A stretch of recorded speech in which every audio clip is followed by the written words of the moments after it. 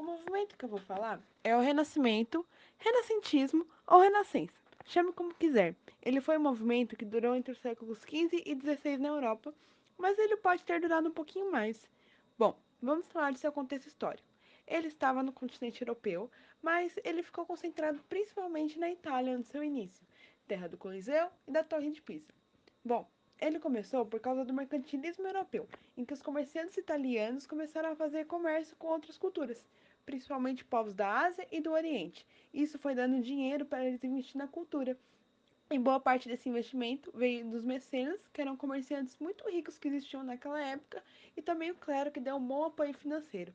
Assim, esse movimento artístico foi se desenvolvendo na Itália e ela ficou conhecida como o berço do renascentismo. Quais são suas características? A primeira e a principal é a valorização da cultura greco-romana, ou seja, eles resgatavam valores lá da Grécia.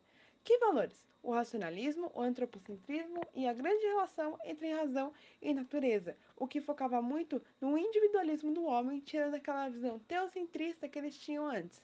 Era o homem como um indivíduo na sociedade.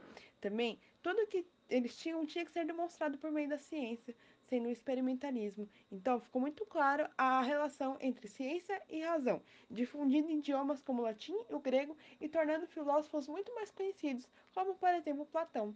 Na literatura, tivemos muitas obras importantes, como, por exemplo, a Divina Comédia de Dante, o Príncipe de Maquiavel e os Lusíadas de Luís de Camões, quando o renascentismo começou a se expandir por Portugal. No quesito arte, tivemos vários artistas e várias pessoas produzindo vários tipos de arte, de obras nesse período. Mas eu escolhi dois para falar deles. O primeiro que eu escolhi foi o Leonardo da Vinci. A obra que eu escolhi também foi a Mona Lisa. Eu gosto muito dela porque ela retrata bem a proporção áurea e como a matemática era usada na arte. Isso se percebe pelos olhos e pelo rosto dela, que é muito harmonioso. O homem vitruviano retrata muito como essa proporção e a matemática eram usadas.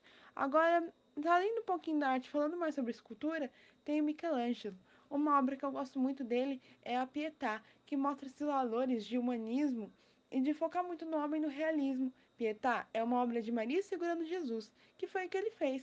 Também temos Davi, que é uma das esculturas mais importantes dele. O interessante é que ela tem as mãos e a cabeça maiores do que o corpo. Isso mostra a grande relação entre o trabalho e o pensamento. Eu escolhi esse movimento